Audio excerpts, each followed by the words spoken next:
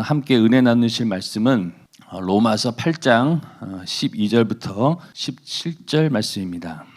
그러므로 형제들아 우리가 빚진 자로되 육신에게 져서 육신대로 살 것이 아니니라. 너희가 육신대로 살면 반드시 죽을 것이로되 영으로서 몸의 행실을 죽이면 살리니 무릇 하나님의 영으로 인도함을 받는 그들은 곧 하나님의 아들이라. 너희는 다시 무서워하는 종의 영을 받지 아니하였고 양자의 영을 받았으므로 아바 아버지라 부르짖느니라. 성령이 친히 우리 영으로 더불어 우리가 하나님의 자녀인 것을 증거하시나니 자녀이면 또한 후사 곧 하나님의 후사요 그리스도와 함께한 후사니 우리가 그와 함께 영광을 받기 위하여 고난도 함께 받아야 될 것이니라. 아멘.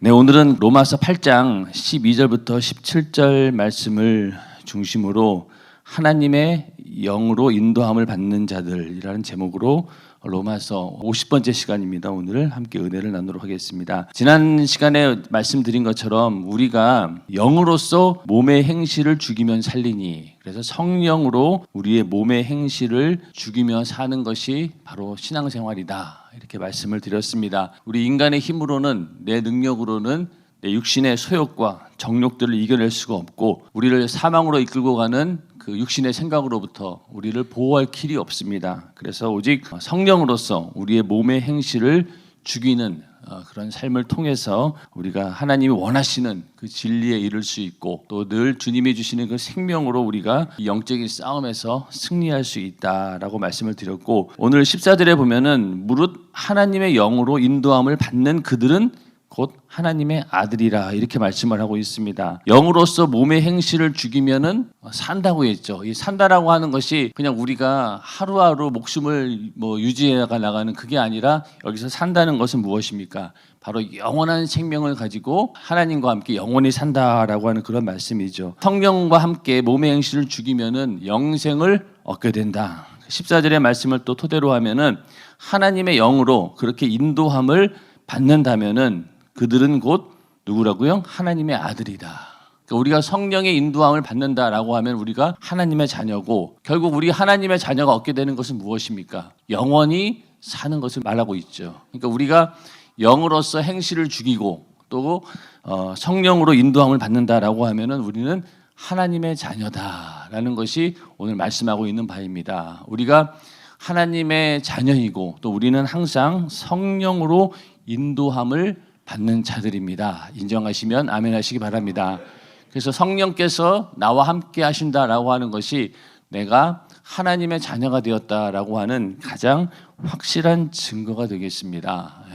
그래서 우리가 하나님의 자녀다라고 하는 것이 잘못 생각해서 그래 내가 처음에 예수 믿고 내가 예수를 구세주로 인정하면은 하나님의 자녀이지, 그래 그 다음부터는 이제 내가 열심히 신앙생활 잘해서 이제 신부의 믿음으로 막 성장해야지. 물론 맞는 말이에요. 그러나 가장 근본적으로 우리가 하나님께서 우리에게 주신 권세는, 바로 믿는 자에게 주신 권세가 바로 하나님의 자녀가 되게 하는 권세입니다. 이게 가장 큰 축복이에요. 그리고 지금 로마서에서 계속 얘기하고 있는 것처럼 너희가 어떻게 의롭게 되었느냐, 너희 행위나 율법이나 이런 것들로 된 것이 아니라 하나님께서 값없이 너희 죄를 대신해서 하나님의 아들 예수 그리스도를 통해서 너희의 죄값을 대신 지불하시고 죄 사함의 은혜를 주셨다. 그렇기 때문에 너는 그때부터 그 의를 가지고 하나님 앞에 거룩해지고 의로워졌다라는 말을 계속하고 있는 거예요. 너희 믿음으로 의로워졌다는 거죠. 그 얘기처럼 더 중요한 게 무엇이냐면 바로 네가 그 의로 인해서 뭘 얻었느냐, 바로 하나님의 자녀가 되었다라고 하는 사실을 또 한 번 이 사도 바울은 그 이신칭의 믿음으로 의로워진다라는 말과 함께 또 이렇게 말씀을 하고 있는 거예요. 그러니까 우리가 믿음을 통해서 얻어진 의로 얻게 된 것이 바로 자녀가 되는 그 권세를 우리가 받은 겁니다. 인정하시면 아멘 하시기 바랍니다. 그러니까 믿는 자에게 주신 가장 큰 권세가 하나님께서 나를 자녀 삼아 주신 겁니다. 자녀 삼아 주신 거예요. 그러니까 우리가 그때부터 하나님을 아버지라고 부르게 되죠. 아버지라고 부르게 됩니다. 처음에는 이렇게 교회 와가지고 하나님 아버지 그러면 굉장히 어색했어요. 그런데 성령으로 충만해지고 성령의 인도하심을 받다 보면 어때요? 나도 모르게 자연스럽게 아버지라고 하는 말이 툭툭 튀어나옵니다. 그리고 그 아버지라고 부르는 거에 대해서 전혀 어색하지 않아요. 전혀 어색하지 않아요. 오늘 여기 말씀 가운데도 15절에 보면은 너희는 다시 무서워하는 종의 영을 받지 아니하였고 양자의 영을 받았으므로 아바 아버지라 부르짖느니라 이렇게 말씀하고 있죠. 이 아바 아버지라고 하는 말씀은요, 예수님께서 겟세마네 동산에서 가장 절박한 기도를 할 때 아바 아버지라 이렇게 부르짖으셨어요. 아바 아버지. 그러니까 아바 아버지는 굉장히 아버지를 부를 때 친근감을 가지고 부를 때 쓰는 말이기도 합니다. 이게 원어를 따져보면은, 그러니까 아바 아버지 그러면은 그냥 나도 모르게 아버지가 툭 튀어나오는 거예요. 어린아이들이 위험에 처했을 때 어때요? 갑자기 뭐 엄마를 부르든 아버지를 부르든 막 소리치면서 막 달려갈 때가 있잖아요. 왜? 지금 나를 보호할 대상은 아버지밖에 없다라는 그런 절박한 상황에서 우리가 하나님을 부를 때 아바 아버지라고 부르짖습니다. 예수님께서도 겟세마네 동산에서 그렇게 아바 아버지여 이렇게 부르셨어요.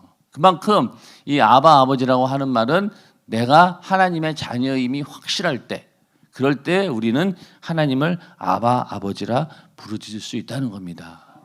그래서 우리가 하나님의 자녀임을 확증할 수 있는 증거가 먼저는 성령으로 인도함을 받고 있는가. 그리고 내가 하나님을 부를 때 정말로 친근감 있게 내가 육신의 아버지를 부르듯이 과연 아버지를 부르고 있는가. 또 어떤 사람은 그 아버지에 대해서 육신의 아버지에 대한 인식이 안 좋아가지고 어렸을 때부터 아버지로부터 뭐 폭력을 당했다거나 또 이렇게 그 결손 가정이나 이런 데서 자라다 보니까 아버지에 대한 사랑을 모르고 그렇게 자라는 분들도 있다고 하더라고요. 그러니까 그런 사람들에게는 하나님 아버지에 대한 그 인식이 쉽게 와닿지는 않아요. 그러나 일반적인 상식을 가지고 있다라고 하면 아버지라고 하는 개념이 어떻고 우리가 하나님을 아버지라고 부를 때 어느 정도의 친근감인지 알 수가 있습니다. 근데 중요한 건 뭐냐면요, 육신의 아버지는 나를 버릴 수도 있어요. 나를 사랑하지 않을 수도 있어요. 오히려 증오의 대상, 미움의 대상이 될 수도 있습니다. 그러나 하나님 아버지는 절대로 우리를 버리지 않으십니다. 그걸 분명히 하셔야 돼요. 그러니까 예를 들어서 우리가 하나님 아버지라고 부를 때 아버지의 심정을, 아버지를 이해하기 위해서 육신의 아버지를 떠오르긴 하지만은, 그러나 하나님 아버지의 그 사랑은 그 이상이다.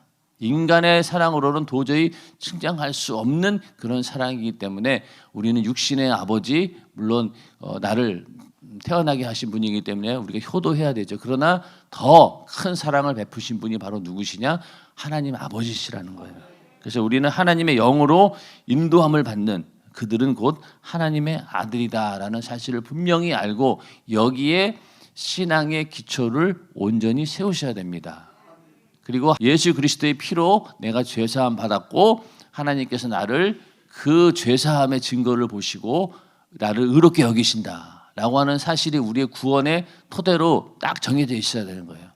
계속 말씀을 드렸잖아요. 거기에서부터 모든 영적 싸움의 승리가 시작되는 것이기 때문에 내가 아무리 신앙생활을 잘하고 신부의 믿음으로 무장했다 할지라도 결국은 죄의 문제에 부딪혔을 때 우리를 죄사함 얻게 해주는 것은 바로 예수의 피의 공로입니다. 다시 우리는 그 예수의 피의 공로를 받았다라고 하는 그 사실을 인식하며 회개할 때, 그때 우리는 죄에서 벗어날 수 있고 우리는 그 죄와의 싸움에서 승리할 수 있기 때문에 항상 어디로 가야 된다고? 예수의 피의 공로가 내 죄를 사했습니다라는 사실을 붙들고 우리는 신앙생활을 해야 되는 거예요.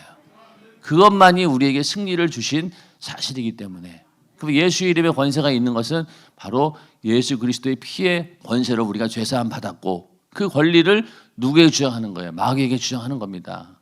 지금까지 내가 예수의 피의 공로를 몰랐을 때는 너한테 속아가지고 지금까지 종로도 삶에 살았지만은 이제는 내가 죄사함 받았어. 죄의 문제가 해결됐어. 죄의 싹은 사망이라고 했지만 이제는 나는 그 값을 이미 예수님께서 내 대신 죄값을 지불했기 때문에 나는 너에게 줄 게 아무것도 없어. 오히려 너는 예수의 이름으로 명하노니 떠나가라 라고 자신 있게 외칠 수 있는 것이 바로 그 죄사함의 권세가 있기 때문에 그런 것이고, 그 죄사함의 권세로 인해서 우리가 하나님의 자녀가 되었다라고 하는 그 사실입니다. 이게 우리에게 가장 큰 믿음의 증거가 된다는 것이죠.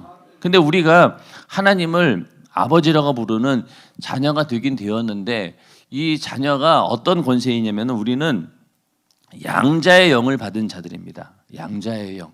좀 약간 서운하긴 해요. 그냥 친아들이라고 해주면 좋을 텐데 왜 양자의 영이라고 했을까? 자, 우리가 세상에서도 이런 일들이 있잖아요. 야, 아주 마음에 드는 아이가 있어요. 그럼 야, 너 이제 오늘부터 내 아들 해라. 또 이렇게 뭐 딸이 없는 저 같은 경우에 아주 이쁜 이렇게 딸을 보면은 여자애들을 보면은 야, 너 오늘부터 내 딸 할래? 이렇게 할 수 있잖아요. 이렇게 너무나 이게 애가 사랑스럽고 그러니까. 그런데 아무리 내가 너 아들 삼아줄게라고 말로 해야 소용없어요. 그렇죠? 조금만 피뚤어지면은 그런 경우에는 그냥 내가 아들로 했다는 거 그냥 좀 마음 상하거나 또 다른 일이 있으면은 신경 못 쓰게 되면 그냥 옛날에 했던 말들이 무의미합니다. 그냥 지나가는 말로 끝나요. 그런데 양자로 삼는다라고 하면 상황이 달라지죠. 맞죠? 입양을 했다라고 칩시다. 입양하면은 반드시 거기에는 뭐가 따릅니까? 법적인 절차가 따르는 거예요. 자, 우리가 만약 하나님께서 우리 인간을 보시고 나를 보시고 야, 내가 너 내 자녀 삼아줄게. 너는 내 아들이다. 라고 아무리 말로 한들 무슨 소용이 있어요? 법적인 절차가 이루어져야 되는 거잖아요. 우리가 하나님의 자녀로서의 조건을 갖추어야 되잖아요. 그러기 위해서 어떻게 하셨어요? 하나님께서는 자기 아들 예수를 보내셔서 우리 인간이 당할 죄값, 하나님께 나아오지 못하는 모든 장애물들을 싹 다 제거하시고 하나님의 자녀로서 충분한 조건을 만들어 놓으셨는데 그게 바로 뭐냐? 우리 안에 있는 죄의 문제를 해결해 주신 거예요.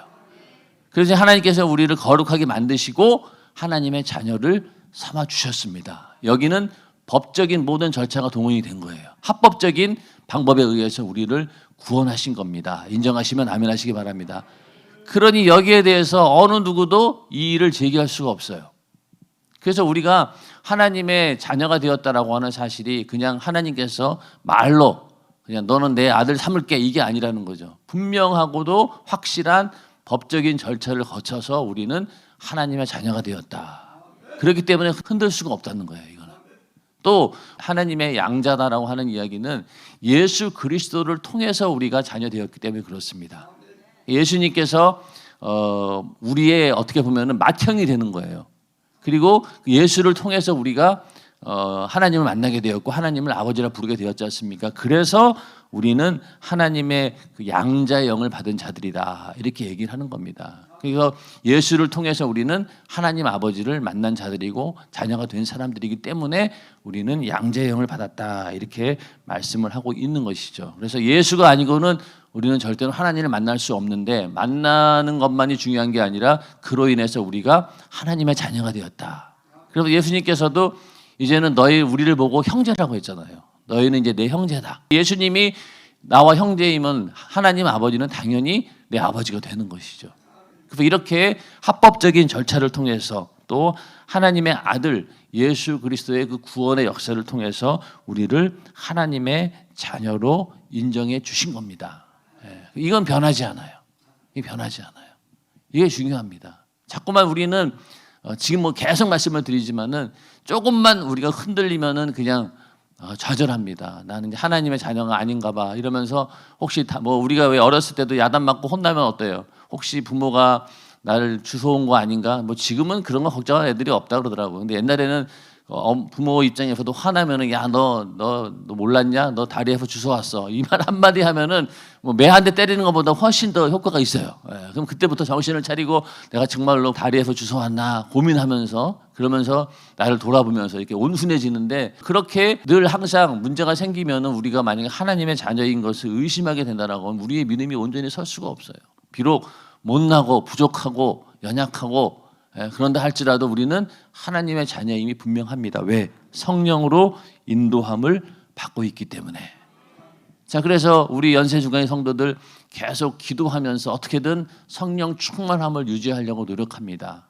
그렇게 노력한다는 자체가 뭐예요? 내가 하나님의 아들이다라고 하는 사실이 점점 분명하다는 증거예요. 그래서 내가 성령 충만함으로 기도하려고 하고 어떻게든 하나님 말씀대로 살려고 하는 그런 사모함이 있다라고 하면은 우리는 분명한 하나님의 아들입니다. 이게 변함이 없어요. 이게 흔들리면 안 된다는 거예요. 그러니까 사도 바울은 믿음으로 의로워졌다라고 하는 얘기와 함께 이제는 이 자녀에 관한 이야기를 하고 있습니다. 근데 많은 사람들이 내가 예수 믿은 하나님의 자녀가 된 다음부터 어떻게 해야지 내가 하나님으로부터 구원을 받을 수 있겠다라고 오해한다는 거예요. 자, 성화라고 하는 것은 우리가 하나님 말씀대로 살고 하나님의 그 뜻대로 나를 만들어가는 그런 거룩함에 이르는 것인데, 그때의 상황은 우리가 하나님의 그 사랑이라고 하는 그 기반 위에서 시작되는 일이에요. 상황이 좀 달라요. 자, 죄를 짓더라도 예전에 내가 예수를 믿기 전에 그때 지은 죄는 어떻게 보면은 율법 아래 있는 상황이에요. 또 우리가 하나님을 온전히 알지 못하고 살아계신 하나님을 만나지 못했을 때는 우리는 항상 그 죄로 인한 두려움에 떨고 있는 거예요. 아, 죄를 지었어요? 아, 내 이 죄로 인해서 지옥 가게 되었구나. 이 죄의 형벌이, 죄의 삭은 사망이니까 난 이 죄 때문에 지옥 가게 되었네. 그런데 이 죄를 누가 대신 담당하고 갚아주셨어요. 예수님께서 내 죄를 대신 담당해서 갚아주신 거예요. 그때부터 우리가 하나님의 사랑, 그 아들 예수 그리스도의 사랑을 깨닫게 되죠. 사랑을 체험한 거예요. 쉽게 얘기해서 영적으로 철이 든 거예요. 그러니까 그 다음부터 그런 은혜와 사랑을 경험한 다음부터 짓는 죄는요, 상황이 좀 달라요. 하나님의 자녀로서 짓는 죄는 하나님의 마음을 아프게 하는 것이 더 큰 괴로움이에요. 내가 죄를 지었어요. 안 지으려고 바둥바둥 거리다가 어쩔 수 없이 짓는 죄들도 있잖아요. 그러면은 내가 마음이 아파요. 왜 그럴까요? 그냥 막연히 내가 이 죄로 인해서 지옥 가기 때문에 두려워서 마음이 아플까요? 아니에요. 물론 그것도 궁극적으로 있지만은 더 우리의 마음을 아프게 하는 것은 뭘까요? 나를 사랑하신 주님의 마음을 아프게 했다. 이게 바로 철든 신앙인들이 가지는 죄책감이에요. 예전하고 완전히 다른 거죠. 율법 아래에 있는 자들은 두려워요. 이 죄로 인해서 내가 저주받으면 어떡할까? 또 이것 때문에 지옥 가면 안 되지. 이런 생각만으로 가득하지만은 하나님의 자녀가 된 자로서의 죄책감은 그 이상입니다. 그래서 오히려 나 같은 이러한 이 죄를 예수님이 대신 용서해 주시고 받아주신다는 사실 자체가 더 마음이 괴로운 거예요. 차라리 난 용서받으면 안 되는 사람이야. 차라리 하나님께서 너는 절대 용서받지 못해라고 해주는 게 오히려 마음이 편할 수도 있어요. 근데 우리가 그런 죄를 질 때마다 회개하면은 하나님께서 또 받아주신다라고 하니 그것이 오히려 더 마음이 아픈 거예요. 야, 내가 이렇게 죄를 지었는데 이런 나를 또 하나님이 받아주신다고? 야, 나 같으면 절대로 못 받아주지. 그런데 우리는 어쩔 수 없이 어떻게 해요? 다시 회개하고 하나님 품으로 돌아가야 되는 거예요. 염치 없지만은. 그것 때문에 우리는 오히려 더 괴로운 거죠. 맞습니까? 이해가 되세요?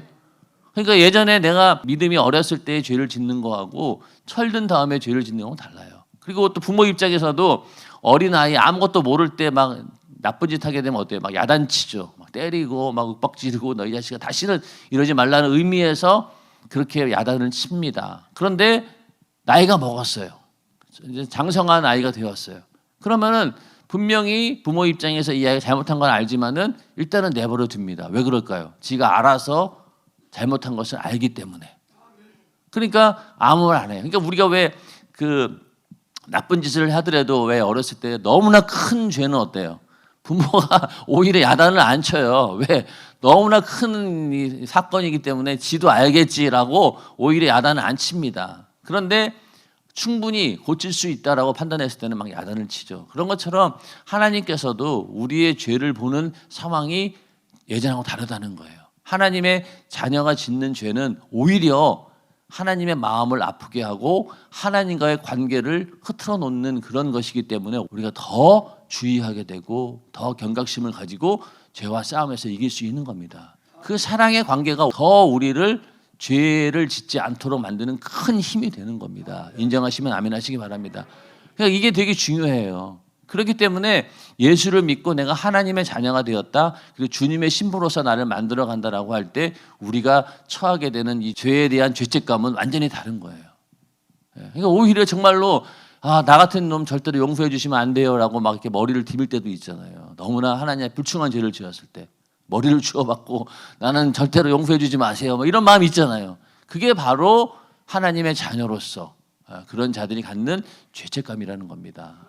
그게 바로 다 뭐예요? 내가 하나님의 자녀라고 하는 증거이죠. 그래서 그렇게 회개한다라고 하면은 회개를 받으시는 하나님도 그래, 저 정도면 됐다. 그럼 충분히 너와의 관계는 유지되는 것이다. 빨리 회개하고 돌이켜라. 이렇게 하지 않겠습니까? 그 하나님의 심정은 바로 그렇다는 거예요. 그래서 우리는 다시 무서워하는 종의 영을 받지 아니하였고 양자의 영을 받았으므로 아바 아버지라 부르짖느니라. 그러니까 여기서 종의 영은 무엇이냐? 먼저는 종의 영 그러면은 가장 먼저 떠오르는 것은 우리를 죄짓게 만들고 평생 우리를 종노릇 시키는 자가 바로 마귀 역사죠. 그 안으로 들어가서는 안 된다. 그 종의 영향을 받아서는 안 된다라고 하는 말도 있지만은 또 한편으로는 더 이상 이제 너희가 율법 아래에 있는 자들이 아니다라고 하는 말도 됩니다. 자, 이 종의 영은 항상 무엇이었습니까? 두려움을 가져왔죠. 율법 아래에 있을 때는 항상 두려움이 있었어요. 그리고 자녀가 아니에요. 자녀가 아닙니다. 다시는 너희는 종의 영을 받지 아니하였다는 거예요. 이제는 거기에서 나왔다는 거예요.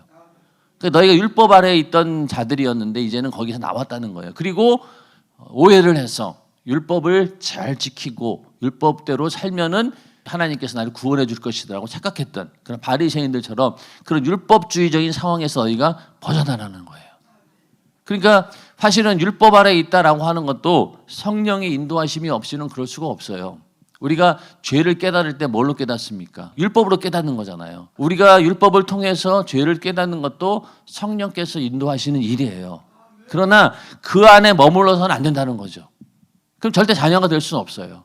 종이죠. 종의 자녀가 되는 거죠. 그렇죠? 율법 아래에 있으면 하나님의 그 자녀라고 할 수 없어요. 그러니까 구약 시대의 이스라엘 백성들은 아무리 율법을 잘 지켜도 하나님의 자녀가 될 수 없어요. 오직 예수 그리스도의 피의 공로로 죄 사함 받은 그런 거룩한 자만이 어떻게 될 수 있다고요? 하나님 자녀가 될 수 있는 거예요. 그리고 그 증거로 뭐가 임하십니까? 성령께서 임하시잖아요. 그렇기 때문에 하나님의 자녀는 절대로 율법 아래에 있는 자들이 아닙니다. 오히려 율법을 넘어서 이제는 복음 안에 있는 자들인 거죠. 율법은 우리의 죄를 지적해주고 우리는 그 죄를 들고 예수의 피의 공로 의지에서 회개할 때 죄사함 받게 되고 또 사전에 죄를 짓지 못하도록 성령을 보내주셔서 우리를 내 영혼을 지켜주시잖아요. 그러니까 상황이 다른 거예요. 율법 아래에 있는 구약시대에 있는 사람들은 여전히 율법 아래에 있는 거예요. 다 무서워하는 종의 영을 받고 있는 것이죠. 아무리 하나님의 안식 안에 들어있고 안식일도 내 안식일이 아니에요. 하나님의 안식일이었어요. 그러니까 그 안에는 뭐가 있었겠어요? 진정한 자유함이 없죠.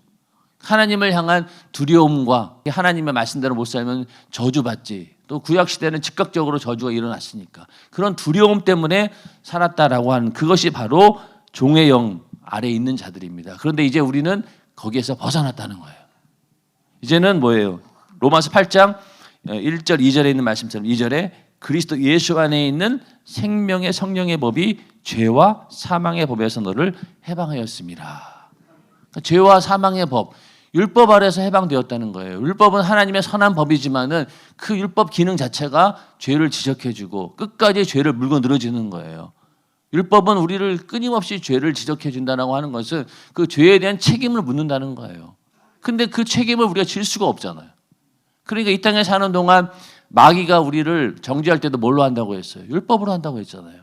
율법으로 계속 정죄해요. 근데 아무리 정죄를 받았는데 이게 살 길이 없네. 죄인 것도 알고 이거 죄로 인해서 내가 저주받게 되었고 야 죽게 되었다는 걸 알지만은 이 빠져나올 구멍이 없는 거예요. 그런데 예수님께서 네 죄를 대신 담당했어. 그 순간 어때요? 율법의 요구가 이루어지게 되었고 우리는 거기서 자유함을 얻을 수 있다는 겁니다. 그러면 그때부터 우리는 뭐예요? 율법 아래에 있는 자들이 아니라 이제는 하나님의 은혜 안에 있는 자들이고 복음 안에 있는 자들이고 그때부터 죄를 짓게 하는 마귀와 당당하게 싸울 수 있다는 겁니다. 이게 지금까지 로마서에서 계속 하고 있는 말씀이잖아요. 종의 영을 받지 아니하였다라는 말을 그렇게도 이해를 하셔야 되는 거예요. 마귀 역사가 그냥 단순히 우리 나쁜 짓 시켜서 죄 짓게 하는 그 정도의 수준이 아니에요. 하나님 말씀대로 못 살았다라고 하는 것을 그거 갖고 물고 늘어지는 놈이 바로 마귀 역사예요. 그게 가장 큰 무기잖아요. 그렇죠? 여러분들 만약에 마귀가 눈에 앞에 뻔히 보이는데 만약 하나님 말씀 들이대면서 얘기하면 어떻게 해요? 꼼짝 못 해요. 맞습니까? 그러니까 얼마나 이 마귀가 무서운 존재예요. 하나님 말씀 가지고 우리를 정죄하니까. 그래서 율법은 선한 하나님의 도구이긴 하지만은 그러나 그것이 잘못 쓰여지면은 어떻게 되는? 우리를 죽이는 가장 사망의 권세가 되는 거예요. 그 여러분들도 주변에 있는 사람들을 함부로 정죄하면 안 됩니다. 율법이라고 하는 그 칼이 얼마나 예리해요. 그거 갖고 휘둘렀다가는요 많은 다 죽여요. 그 앞에서 의로운 사람이 누가 있겠어요? 하나님 말씀대로 들이대면은. 그러니까 그거 갖고 막 서로 정죄하고 그러다 보면은요 살아남을 사람이 없어요. 그렇게 말하고 있는 자기 자신도 정죄에서 벗어날 길이 없잖아요. 예수의 공로 아니고는 누구도 그 율법의 정죄에서 벗어날 자는 아무도 없어요. 다 같은 사람인 거예요.